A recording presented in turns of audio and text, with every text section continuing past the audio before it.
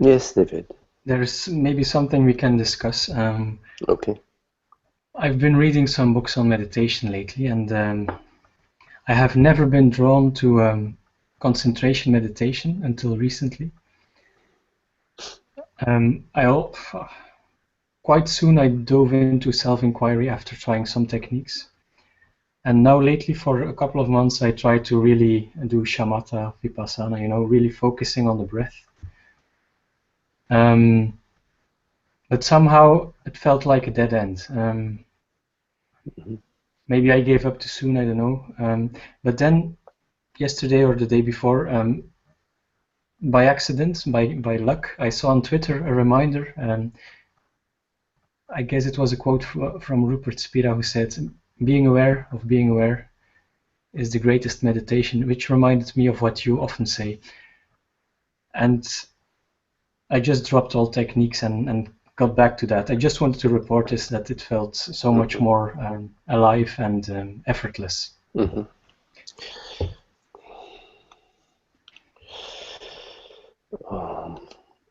Yeah.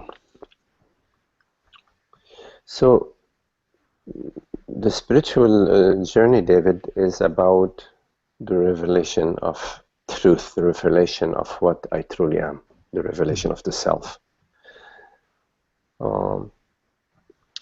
In meditation techniques, in various meditations, there is a meditator. There is a person, subtle or gross, depending on the techniques that you're using, that is doing something. It's an activity that has a mind element in it. Now, if you are drawn to it, you just, you follow your love. But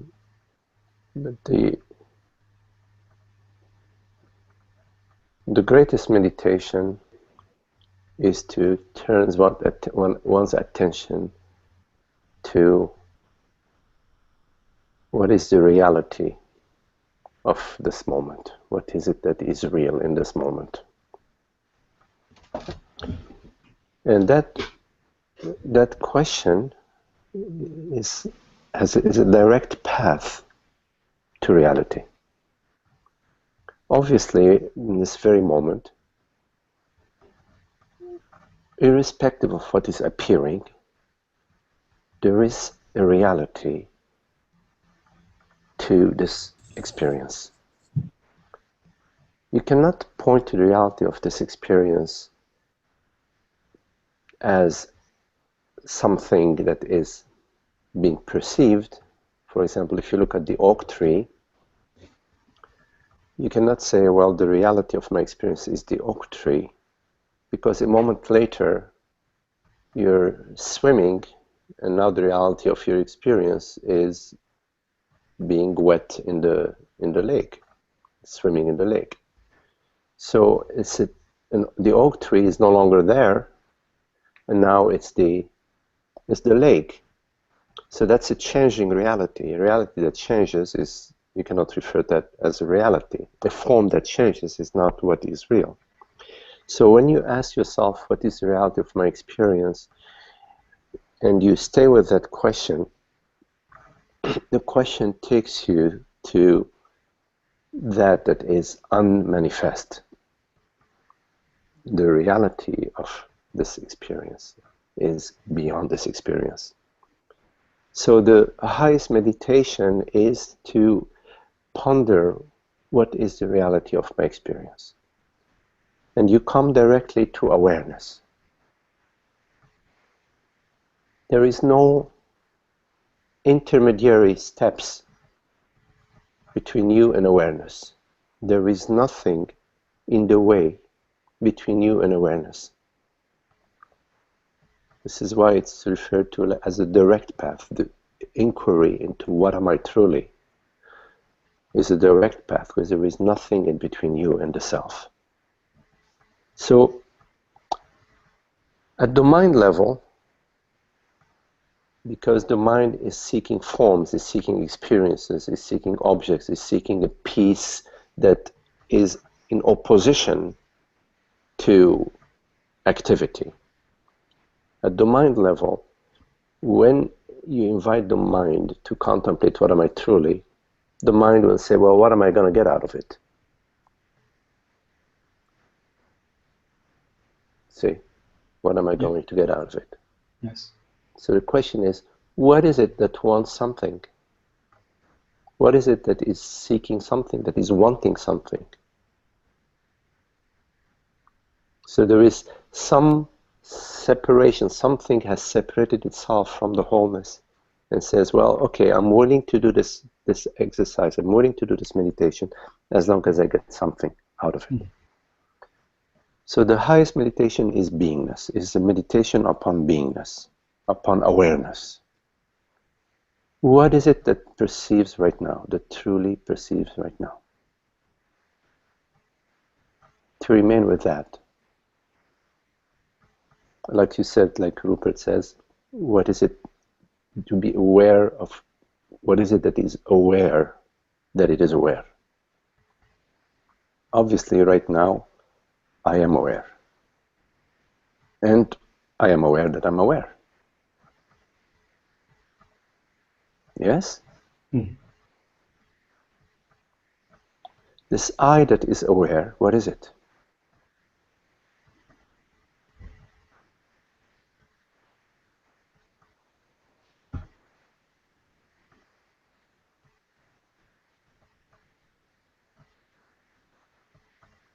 So you contemplate that question.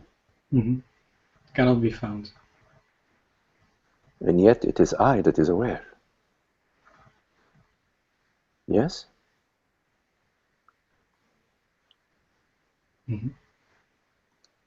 So, although it cannot be found as a phenomenal event, it is undeniable that I is aware. There is no doubt about that.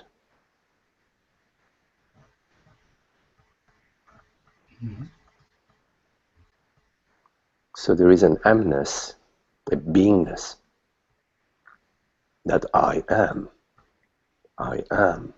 this amness, this beingness, which is awareness.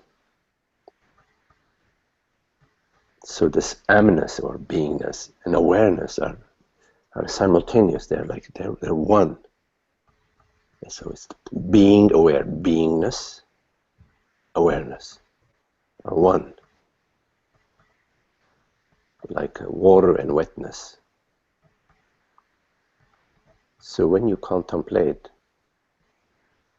the undeniability of awareness and the undeniability of I as awareness,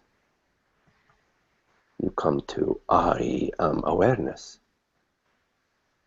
This I / awareness is aware. Obviously, only awareness can be aware. Right? Only awareness can be aware. So I am aware, which means I, awareness, am aware.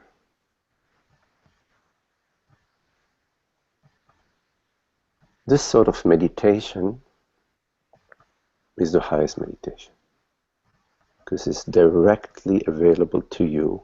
It is not a meditation in time. It's a direct, timeless revelation of, yes, I, awareness, am aware. I am awareness. And the quality of the I am is awareness. Now, then there is awareness of. I'm aware of the oak tree in the yard. Yes? So, awareness of an oak tree in the yard is an awareness in the presence of form. Or I'm aware of a thought. That's also awareness of a form. Mm-hmm. So awareness into presence of the form, of a form. And then you can ask yourself, where is the oak tree that is in the yard? You ask yourself, where is the oak tree? And you will find that the oak tree is in awareness. Mm-hmm. The oak tree being in awareness, how far away from awareness is it? You find that your experience has no distance in it. Awareness has no distance in it. That the oak tree is intimate with awareness. You don't need to stretch awareness to the oak tree. The awareness of the oak tree is instantaneous. It's as if awareness sort of takes on the form of an oak tree. But the oak tree is not apart from awareness. So awareness of form, one could say, is as if awareness is taking on form, is sort of forming out of a play.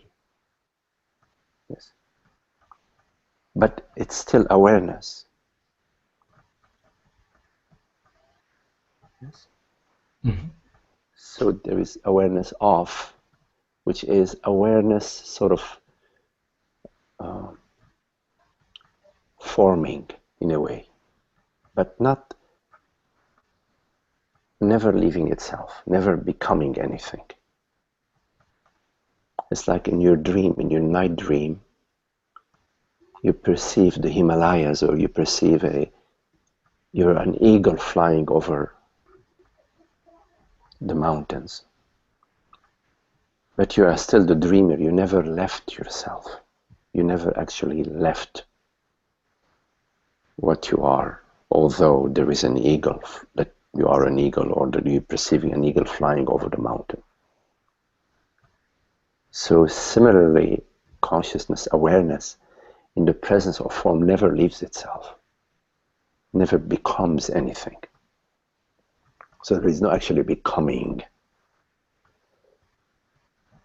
Then there is awareness between thoughts. There has to be there is a space between two thoughts. Because if there was no space between two thoughts, you could not point to two thoughts. It would be one thought. Mm-hmm. So given that there are two thoughts and there is a space between those two thoughts, and there is an awareness of the space between two thoughts, because at this moment you're aware that there has to be a space between those two thoughts where there are no thoughts. Mm-hmm. So that's awareness in the absence of form. Mm-hmm. So awareness, the reality of your experience when you contemplate, that is awareness. And awareness that is modulating as form, and awareness just being pure awareness.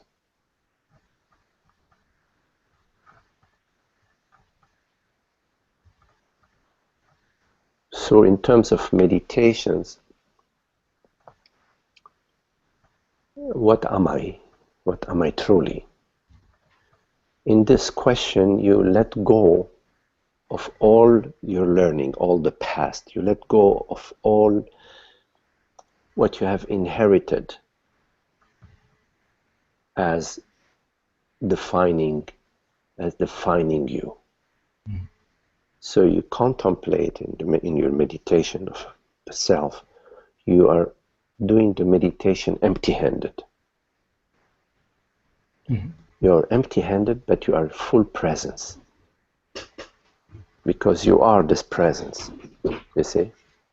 You are presence. So you come to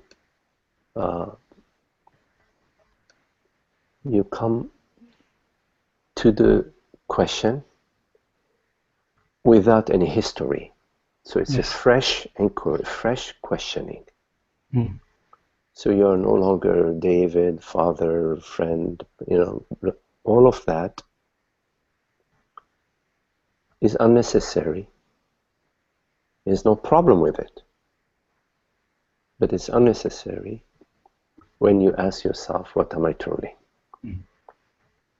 Because when you ask, what am I truly, you're asking, what is the reality?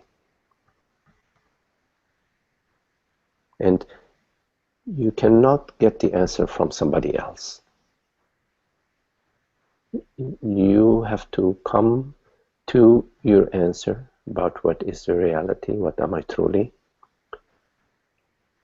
because otherwise you are just taking somebody else's learning, somebody else's knowledge. It's not your direct experience, your direct revelation. But what's very lovely about the inquiry, the contemplation into what am I truly, is that you're asking yourself, what am I? Who would better know?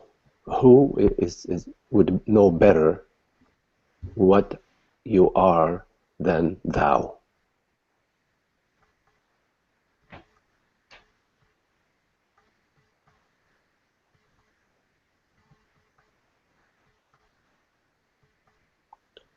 Usually when we ask ourselves, what am I, we borrow our parents' answers, our teachers' answers, our leaders and the politicians, the priests and so on.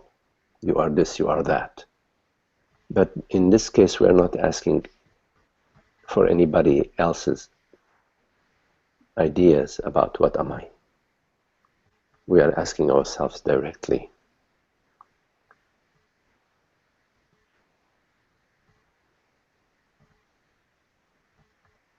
And the answer comes to you from yourself, what you are. It is the truth that speaks.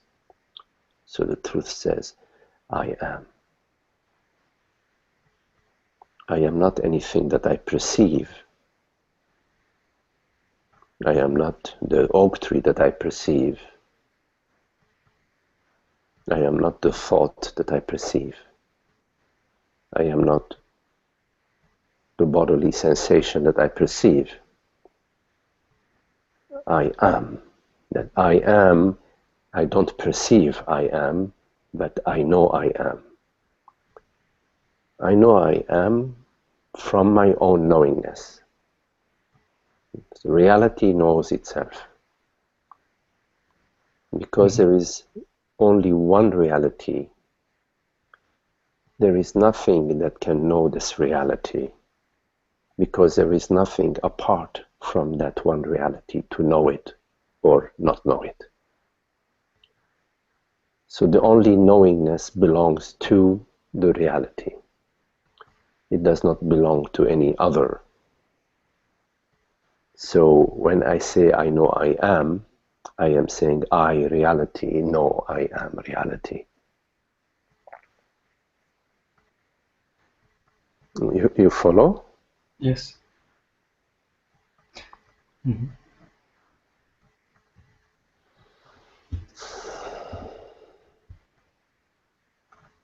Something that intrigues me is how mind and body respond to this when there is clarity about this.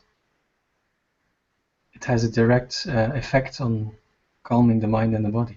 Yes. Yeah, I don't know why I say this. It's just something I notice. Yeah. Because the truth is simple. The mind is complicated because of the play, the play of forms and shades and shapes, but truth is simple. It's direct and simple. And as you say, it's always a new inquiry, a fresh inquiry. Something that bothers me is that I always seem to forget again and again and again. getting caught up in thoughts and daily life, and then sometimes for a long time seeking different ways, I guess, to find peace. Mm. And yeah, as I reported, then the seeking begins again, and Mm. I always come back to the same answer, but why Mhm. does the seeking always restart, you know? Mhm. You know, it will grow on you. There is like an apple on the tree, the apple tree. The fruit, you walk by the tree, you don't smell anything. You just walk, you see the fruit. But at some point, there is a slight smell of the apple as the fruit is ripening. And that process, when it starts ripening, it's it's inevitable that it's going to continue to ripen and ripen and ripen and ripen. It's inevitable. Now, some apple trees are in the sunshine, and there is a lot of sun, a lot of nutrients, a lot of rain, and so the ripening, the fruit is, the tree is well fed. Some other apple trees are more in the shade, and will ripen, the perfume of the apple tree will take some more time to, but it is inevitable that the fruit on the tree will ripen. And as it's ripening, then the perfume of the orchard will fill the entire space. So it takes the time that it takes. I would just go along with it. Don't No need to question it or trouble it too much. You could, if the question arises, why am I sort of turning back to the world and forgetting the contemplation of the self? You could, if that question arises, it arises, but maybe it's just arising to as a reminder that, hey, where are you heading? Can you just pause a little bit and contemplate? But I would take all of this very lightly. Mm-hmm. If you can please mute your mics and allow it to take the course that it takes. Um, and of course, as the reminder comes to you, what is it? How come I'm forgetting the contemplation of what am I truly, and identifying with me, the father, the son, the friend, whatever, and living just that? Uh, that question will remind you and will have its effect in helping the ripening of the fruit. But these questions they don't have much more to them than that, because the why question has a million answers from the mind. Who cares? It just takes you deeper and deeper into the mind for nothing, without any actual benefit in terms of, without bringing any peace.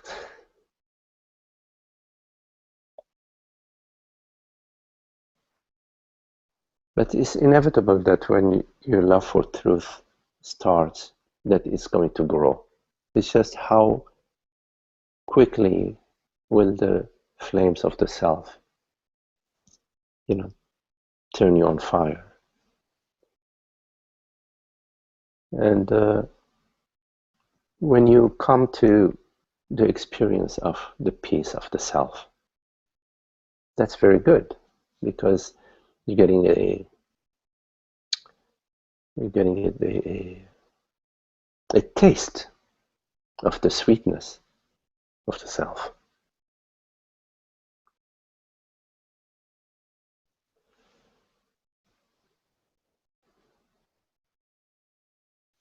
So that will help you remember.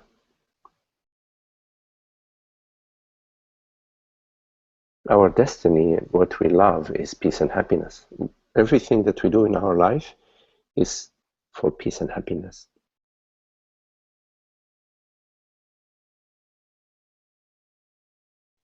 So when you come to the peace and the happiness, you recognize it and you say, wow, yes, that's it. I love it. I really love it. You see, in our life, we go to peace and happiness by getting a good raise or getting a nice car or getting a nice relationship or getting a nice experience. And we really love it. But then things change and, the relationship shifts, the experience, we forget it. And so we are unhappy again now. We need to get the next experience of happiness. And we do that over and over and over in our life. And at some point we realize that it's not stable. But when we come to the contemplation of what am I truly, we come directly to consciousness. We come directly to that which is completely free of any experience, completely free of any conditions. And it's peace and happiness and love and beauty. So you say, oh, I do not need to seek happiness in the world, body, mind. It is right here as I, as the self. It may take a while to become clear about that because the mind will say, oh, no, wait a minute. Come on, man. What about this beautiful car? Look at this house, or you can move by the beach. And the mind will try to hijack your experience and say, no, the happiness is my way. Come to me. But at some point you get wiser than that. You say, okay, I recognize you, I hear you, I've been there before, and I know it's not there. What you say is, I notice when I sit and I contemplate and I get to this peace, it's excellent, but somehow I don't dare to let go of my ambitions, because I think if I just sit here blissing out all the time, my children won't be able to go to college, these kinds of thoughts. Yeah. No. When you are at peace, you have clarity. You don't have an internal turmoil. And so there is hunger. You say, okay, it's a clarity. I need to attend to that. There are children; they have certain needs, and there's family. But because there is clarity, there isn't an angst within you, and you do what you do without all the emotions and negative emotions that come with the me. Without the fear, will I fail? Will I succeed? Will it work? What if it doesn't work? Indecision, all of the indecision that comes with the doubts that have to do with inherited fears. All of that calms down, and you don't become a navi. How do I say in English? You don't become like just like a carrot, In places say a navi, like a radish. You don't become like a it's like a radish. No, you're completely clear about what is needed, what is not needed. And if you're not clear, then you gather the information. Say, okay, I need to get information about this. I need to look into that. I need to get some advice from this person, get their opinion about. But it has to do with the world, body, mind, you see. But you know yourself as a freedom. Okay. See? So that doubt about, oh my goodness, what will happen to me? What will happen to my family? Will I be able to go to work? Will I be able to provide? All of that is doubts from this sense of separation that says, oh well, I want to stay a me.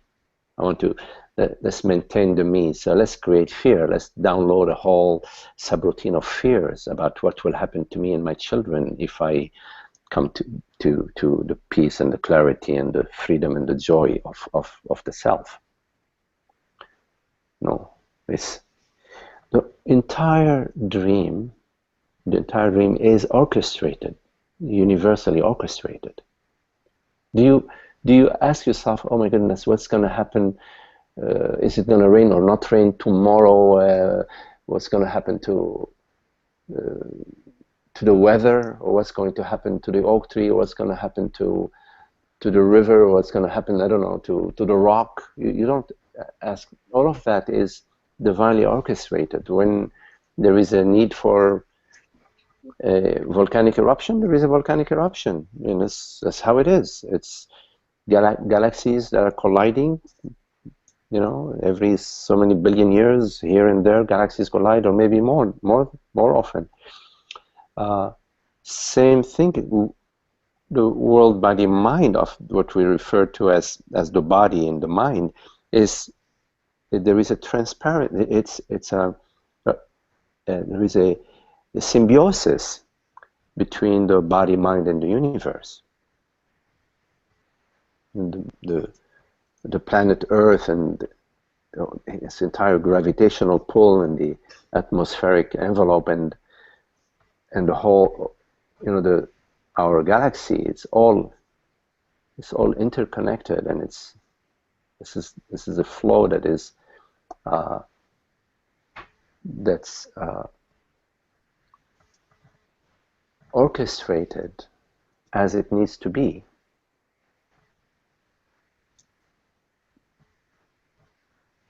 The contemplation of truth and reality, it actually removes from the dream the unhappiness. It doesn't disturb the dream. It's not that suddenly there is no more rain and suddenly the planet is going dry, you know, because I am at peace. No, it's all functioning, and I am part of this entire functioning. Meaning when I say I am, meaning the body-mind aspect of our experience is part of this entire functioning.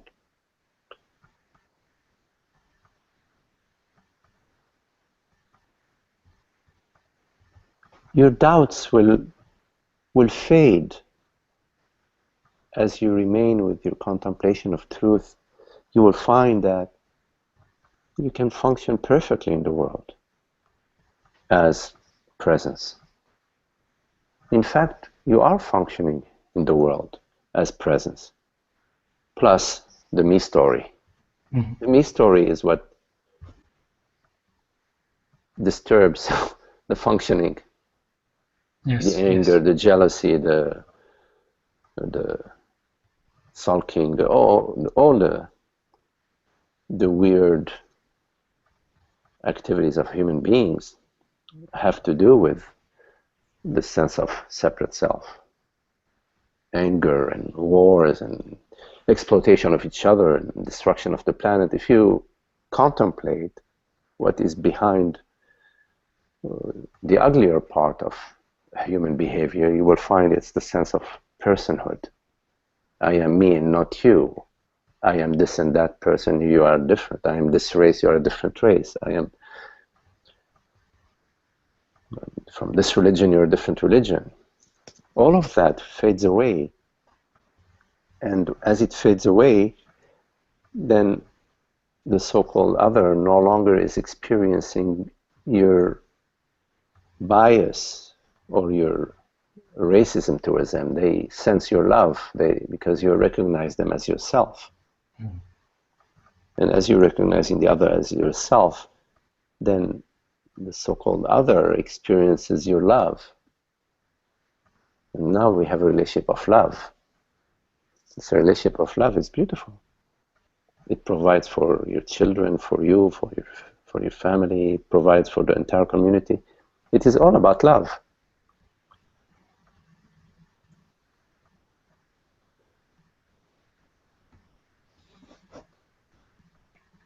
But without the clarity about what am I truly, then what takes place is that, oh, I am black, I am white, I'm Chinese, I'm Japanese, I'm Armenian, you're different from me.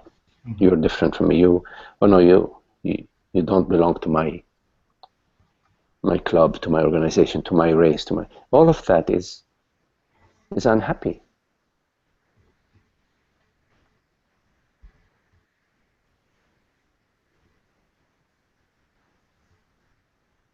The me is made out of doubts and questions and fears and what's going to happen to me tomorrow?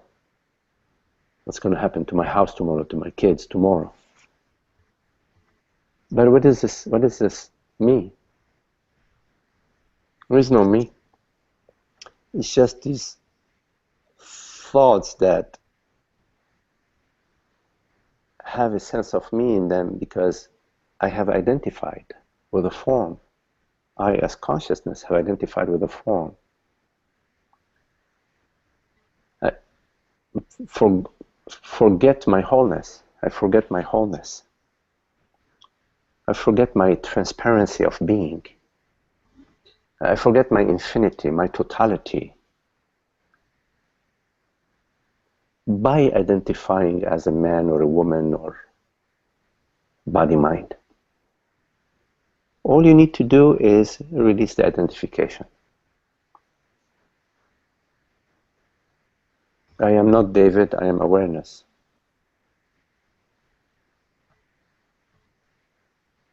The David story is no problem. So say, hey, what's your name? David, hi. Okay, why not? We play like when you get on the stage and you're playing to be, I don't know, Othello. When you get up on the stage, you forget you are David. You have to be Othello. Say, you know. So what?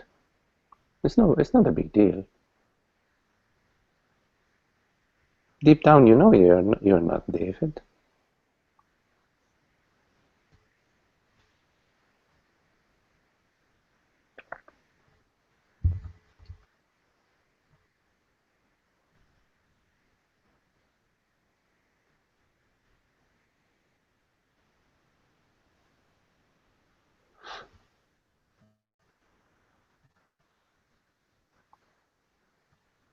So knowledge, the knowledge of the self is the wisdom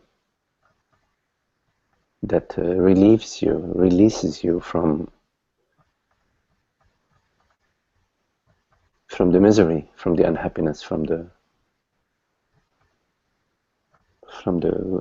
infection, the viral infection in your space. Because it's nice to rejoice, you know. And to rejoice, and everybody around you rejoices when you're rejoicing. Yes, I mean, everybody loves that. When you come home, you're happy. Boy, I'm so happy to see you happy. So we rejoice. I mean, it can be like a very quiet rejoicing, or it takes whatever form it takes. We don't know. Doesn't matter. Doesn't matter which form it takes. What matters is that there isn't this contracted identification that's constantly worried and troubled, and you can plan all sorts of things in your life without the unhappiness. You can plan your work, your travel, your investments, whatever, schooling of your children, whatever, you can plan all of that and be contemplating all of that without the negative emotions. Mm-hmm. And without it'll go wherever it'll go. It goes wherever it goes. See, it doesn't have to be your way. It has to be that way. It doesn't have to be that way. It can take different ways. It's all good.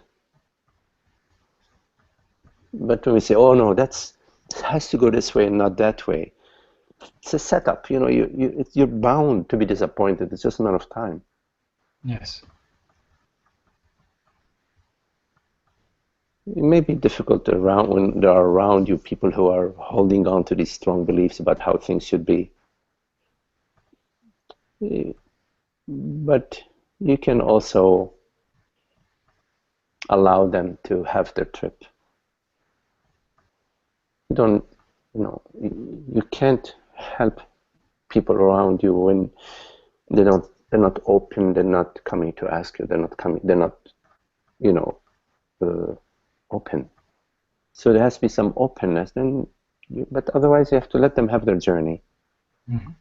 Even if you see their journey is unhappy, you can love them. You can love them. And there's a lot of teaching. I mean, there's a lot of we influence each other by our experience, by our example. Mm. Happiness is contagious, so is misery. But at some point in knowing yourself, you are no longer contagious. You don't no longer catch the contagion of the other unhappiness. Did I say it? Did I say it correctly? You become Yes, immune. that's it. You become immune to the virus of unhappiness. It's like, oh, okay, there's unhappiness around you. Well, you love them. You wish them the best, whatever. People have to go through their journey, whichever way it takes them. It's all good.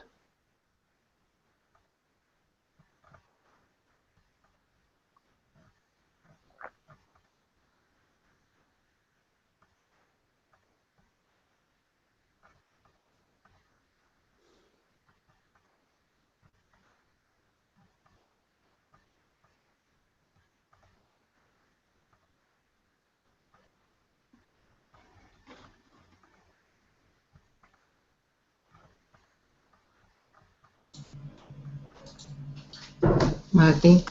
Okay, nice talking to you, David. Yes, hello. Yes, David. Thank you. Yes. Who is talking? I'm sorry. Maru. Oh, hello, Maru. Maru, hello. Hello, Maru. Nice to see you, Maru. Yes. Nice to see you too. I have this. It's not exactly a question, but I want you to comment on this.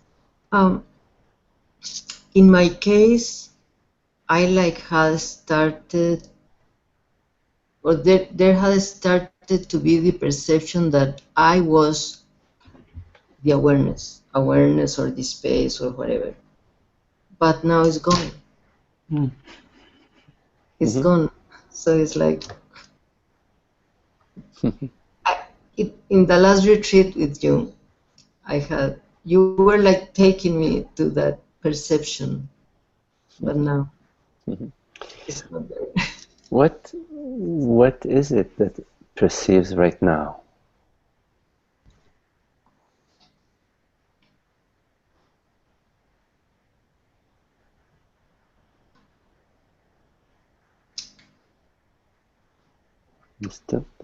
Don't go to your history. Don't go to the past. Just go directly. Go directly to what is it that perceives right now. This openness of being. Yes? Yes? Yes? It's borderless presence. Yes? That does not need to be remembered, Maru. It does not need to be remembered. It's ever fresh and eternal. What you remember is something else. You remember this, you remember that, you remember your mother, you remember an experience, you remember a beautiful visit to Paris, whatever you remember. But that perceives the reality that perceives right now, the reality of being. You do not need to remember. What you are, you can't remember, you are that, you see. What you remember is this and that, and what he said, what she did, what you did, the experience you had, the beautiful colors, whatever. But beingness is I am. Isness of being, yes? That's beyond. The mind is nothing. The mind is just little objects, little appearances and disappearances. But that is not an appearance and disappearance. So when you're looking for something, you are looking for some form. But forms, they just dissolve in the space. But I am does not dissolve. I am Maru dissolves. I am this or that dissolves. I am very smart dissolves. I'm very smart dissolves when somebody tells me, you know what you just said is very stupid. Oh, jeez. I am very smart is gone out the window in 1 second. You see? I am very beautiful. Suddenly, you know, the lines start here and this start that dissolves too. But the I am, pure I am, pure beingness. So ask yourself, okay, what is the reality? What is it that is a reality right now? What is it that is real right now? What is the true perceiver of this perception? You come directly to awareness. What is it that truly perceives? You don't come to any object. You don't come to any experience. You are that. You come to what I am. You come to I am. You don't actually come to I am because you are already I. How can you come to it? It's a way of speaking. But the I am shines when you ask yourself, what is it? What is the reality of my experience right now? And I am shine. Not an experience, just the simplicity of being. It's a simplicity of being, a transparency of being, an ease of being. Say, relax your body, relax your belly. Yeah, just release the entire sensational field. You release the thoughts, you let them be in the space of presence. See, the space of presence. Yeah, yeah. Everything is welcome. Everything is welcome. Everything is good in the space of presence. Because I'm not trying to go anywhere or to experience something fantastic. No. I am. I am. Yeah? Yeah, I want to experience something fantastic.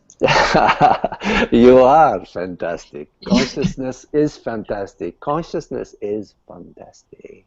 It's magical. It's amazing. Yes. It loves itself. It goes, wow, I am fantastic. Yeah. Wow. Awareness. Awareness of perception. Awareness of awareness. Pure aware. I'm aware that I'm aware. I am aware that I am aware.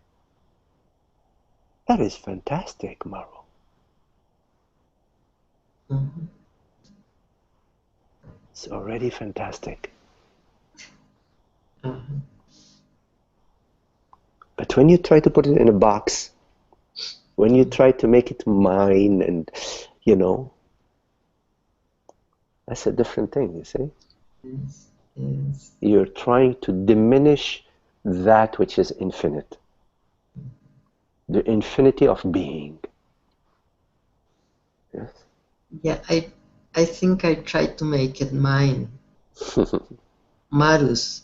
Yeah. I Yes, yes, put it, yeah, in yeah, a box. Yes. yes, Yeah. yes. Maru is just a beautiful wave that's arising in the I am. Maru is just a beautiful breath of air in the vastness of being. Yes?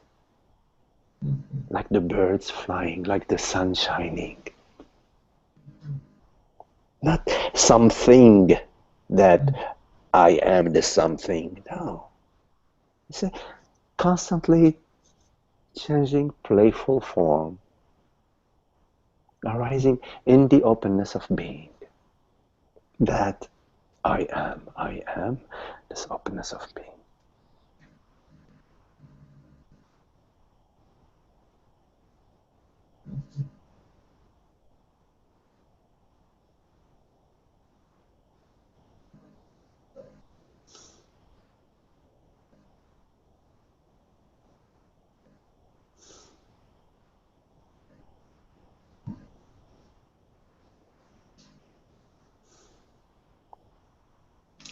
Thank you. Okay, okay, Marwa.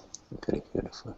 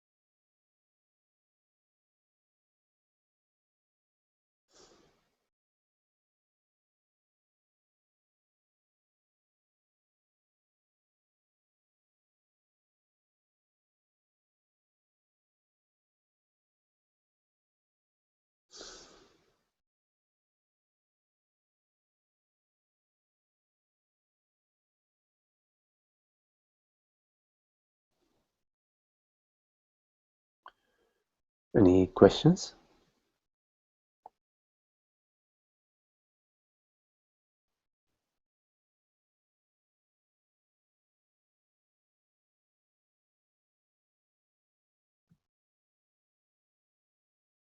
Hello, Martin. Yes. Hola, Renate. Hello, Renate. Hi. Hey. Hello. Great to see you. Lovely to see you too, Renate. Beautiful. Uh, Very beautiful. I have a question. It's like a conflict because um, I imagine that I'm happier when I don't work, and also I had holidays and I went on the workshop and I was very happy there, and I think I was close to my true nature, or I was resting Mm-hmm. in my true nature. And Mm-hmm. then there it was so clear that I can stop working, and because I don't like it, and I could do it. I even have the money to carry on for some time, Mm-hmm. and and it was very clear to me. And since I come back to Germany, uh, all my fears come back, and I went to work, and I became miserable, and I became weak, and my mind started turning up all kind of things, and one of the things is, oh, if I'm the self, of course I can do this work. It doesn't matter. It doesn't matter what I do. But somehow it feels, because this topic comes up again and again and again, that I go to work because of my fear and not because of my happiness. Mm-hmm. So I'm very confused about what to do. Mm-hmm. Yes, yes.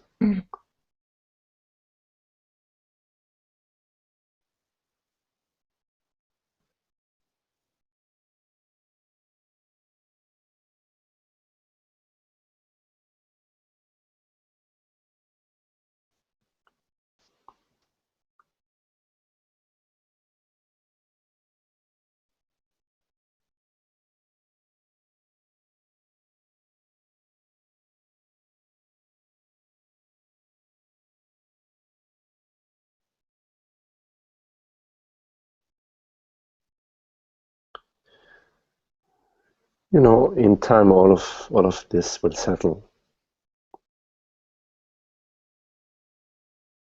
This sort of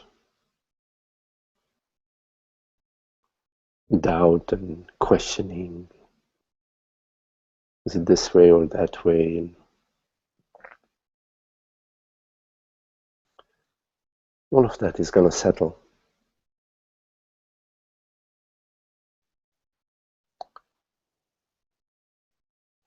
Until then,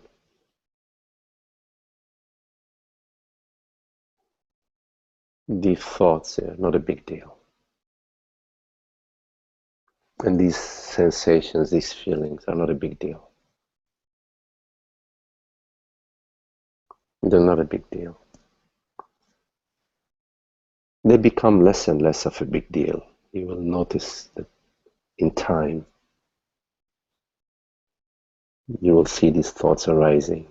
Of course, the sensations arise, and they will have less and less of an impact on you. Initially, these thoughts arise as if like there has to be a do or die decision. There is this right decision, the wrong decision, and I have to go this way and not that way. It feels to be so urgent, so important, that my happiness is more this way and not that way.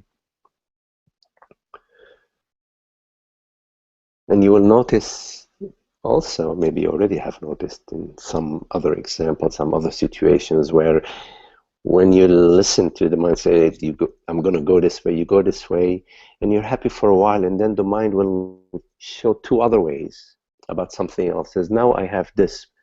Is it this? Do I go this direction or that direction? And you're back at the same place where you started, just in a different scene, different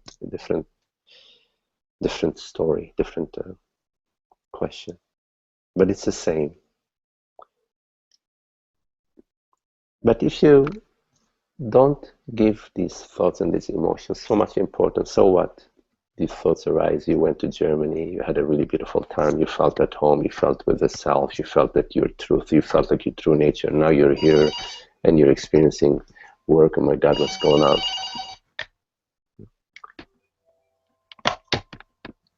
So what? You could also say, yeah, so what? These are just images on the screen.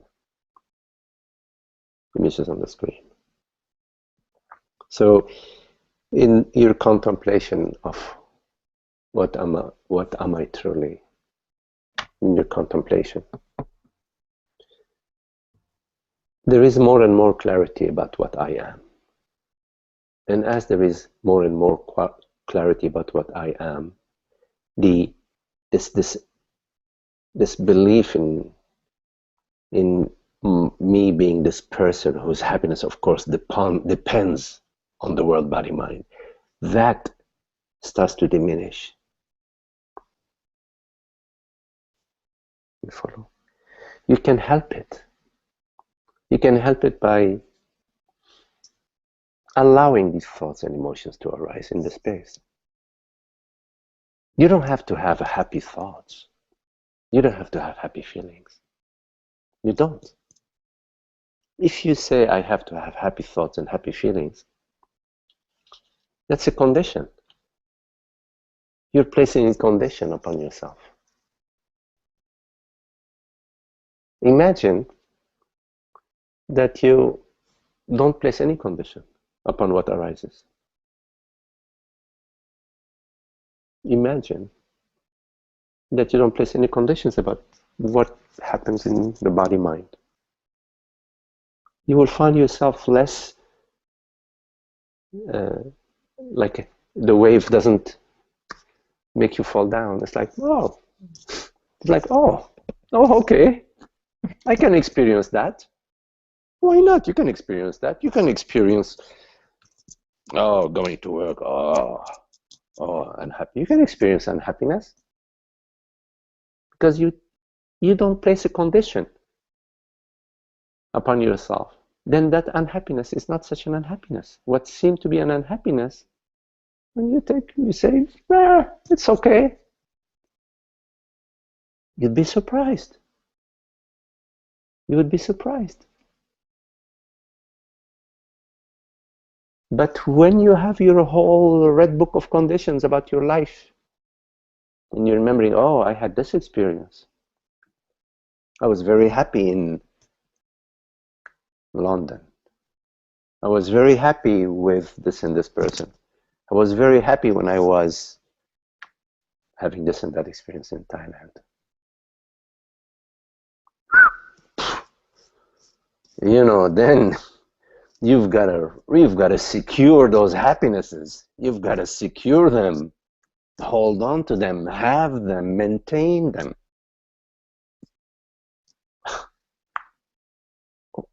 Why all these conditions?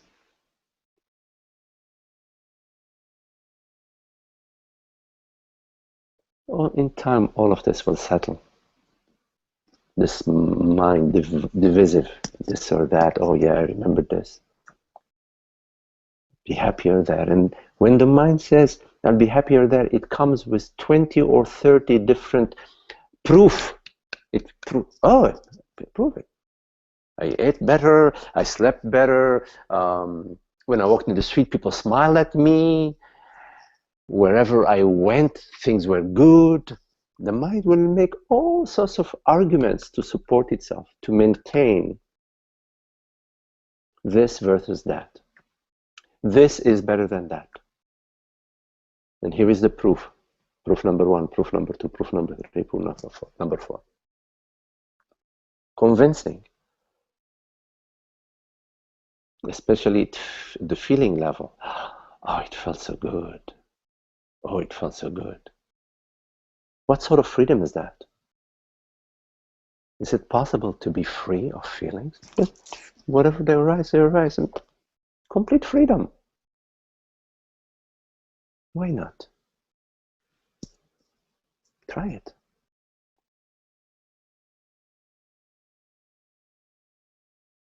But the reason I want to stop working is to have more time to come to this. That's a nice story. That's a nice story. That's a nice story. Oh, the problem is that I am working. What is it to be working? Yeah? I don't buy those goods. You already are the self. You don't need to become the self. Just simply don't identify with, I'm a woman working. You already are the self. When you identify as a person, you're working, you're driving, you're doing this, you're doing that, you're losing, you're gaining. No. That's when you identify. Just recognize this identification is not what you are. You are not Renate, you're not a body-mind. Well, that is a flow.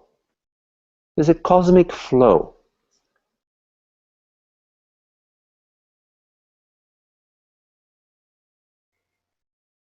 Personal conditions are tricky. Oh dear. Yes. Yes. I didn't want this answer, you know. That's good. Yes. Yes. You are the freedom. You see, we create these problems. The problem now is work. Oh, work is the problem. And no, then we settle the work. Now the problem is where I live is a problem. So we move, and now the problem is my mother. Yeah, we'll have problems. What if there is no problem? Who's imposing a problem on me? You know, I never go to work. Tara tells me all the time, Maggie, you work so much. I say, yeah, really?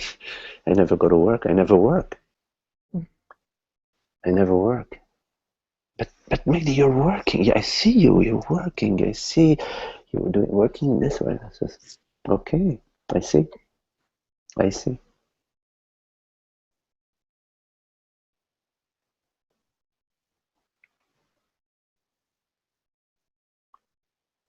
Drop the resistance.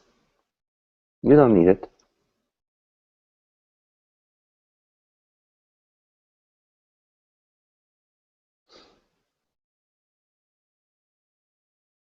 I will let that sink in.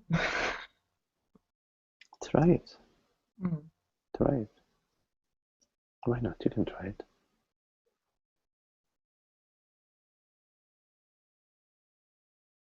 But don't raise an obstacle. No obstacle course. Don't raise an obstacle. Just you don't need to remember some experience. That's an obstacle. That's an impingement upon your freedom. To have an experience. Remember this very beautiful experience. That's an obstacle. I I mean, want freedom. I don't want experience. I want freedom. You are the freedom. When you're not resisting, what freedom is that when you say, okay, my problem is work? That's not freedom. You're not wanting the freedom. You're wanting the problem because you're sharing the problem. You're saying, oh, the problem is ... What if? I don't say the problem is work. The problem is that I can't let go. That You can't let go of what? Of work. You can't let go of work. What do you mean? I can't. I mean, I do something that I don't appreciate, and I can't let go of it. That's seems to be the problem. Okay. Not the fact of work. Or something Okay. like that. Well, like the relationship that's not good, and you cannot let go. okay, I don't know the details of the situation, so I'm going to speak generically. That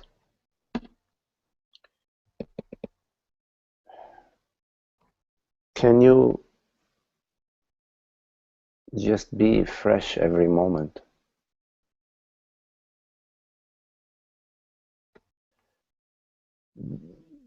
Can you be at work without carrying a story about work? Without remembering, without memory without psychological memory. Of course, you need memory, functional memory.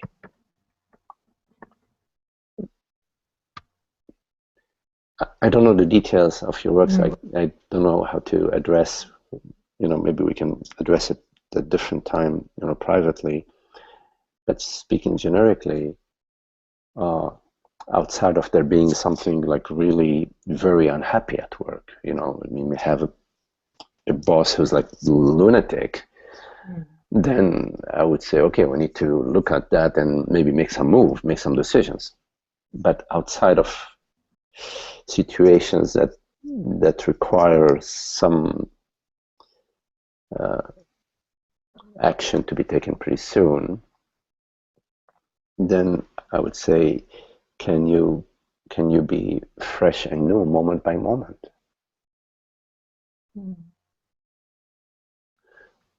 Is it possible? It's a question to yourself. I ask myself that question to myself. Is it possible to be fresh and new? But not to be carrying what has happened between me and this person when I meet them. Can I just be in presence?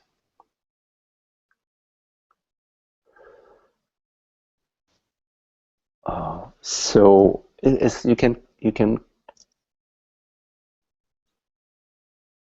if you must not make a decision now about changing your work, you can explore various ways of being at work where you are fresh and free and creative, and within, of course, limitations in the world, body, mind.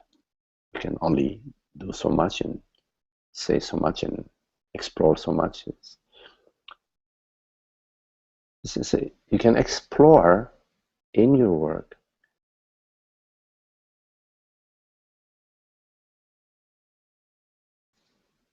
to be free moment by moment in your work. To be freshly present,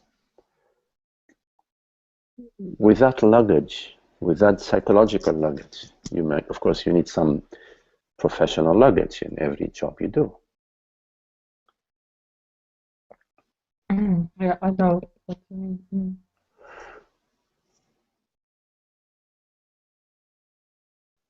So, yeah, yeah. You may have some options. You may have some ways of.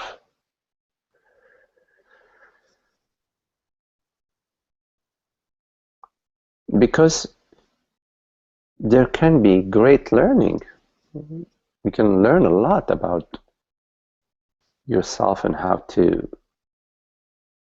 navigate the situation, and have a lot of luggage can can release in your job situation, in how you are in your job situation, in your contemplation. So actually your work may be, maybe I say no details, but maybe a great place for your experimentation, you experimenting with yourself. See how it goes. You know, it may shift the dynamics, or it may not. I will take a fresh view. Yeah. I feel some of the resistance dropping Yeah. right now.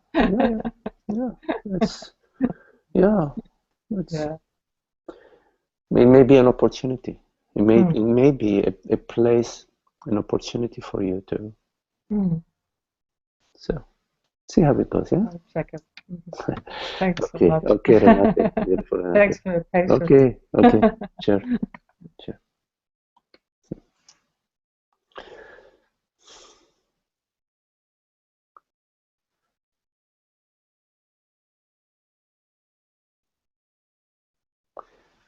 Okay, is there any other question?